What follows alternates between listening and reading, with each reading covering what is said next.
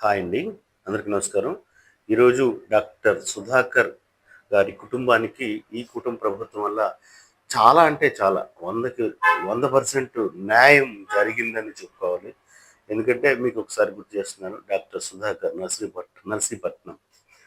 ఆహ్, ఆ రోజు కరోనా టైంలో మాస్క్ అడిగాడు. ప్రభుత్వాన్ని మాస్క్ అడిగి ప్రశ్నించాడు అన్న ఉక్రోషంతో ఆయన్ని పిచ్చివాడిగా క్రియేట్ చేసి, ఆయన మీద అనేక కేసులు పెట్టి, ఆయన కారులో మద్యం దొరికిందని, ఇంకేదేదేదో క్రియేట్ చేసి, మొత్తానికి ఆయన బట్టలు విప్పి, రెక్కలు విరిచి, నడి రోడ్డు మీద నిలబెట్టి, మోకాళ్ళ మీద నిలబెట్టి, ఎంతో హింసించి, చివరికి ఆయన పిచ్చివాడిగా క్రియేట్ చేసి, ఆయన మరణానికి కారణమైంది ఆనాటి వైసీపీ ప్రభుత్వం. ఆ కుటుంబం రోడ్డున పడింది, వీధిన పడింది. కట్ చేస్తే కూటమి ప్రభుత్వం వచ్చాక ఆ దళిత కుటుంబానికి ఎలాంటి న్యాయం చేయాలి? ఆ ప్రభుత్వం వల్ల అన్యాయం జరిగిన ఆ కుటుంబానికి ఏ విధంగా న్యాయం చేయాలని ఆలోచించి ఇవాళ రోజున రూ. 1,00,00,000 నష్టపరిహారం, రూ. 1,00,00,000 ఆర్థిక సహాయం ఆ కుటుంబానికి చేయడం జరిగింది.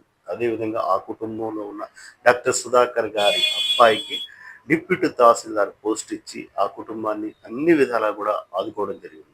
నిజంగా మనం ఒకసారి ఆలోచించాలండి. దళితులు ముఖ్యంగా ఇలాంటి సహాయం చేస్తున్న కూటమి ప్రభుత్వానికి మనందరం కూడా ధన్యవాదాలు తెలియజేసుకోవాలి. Thank you. ధన్యవాదాలు.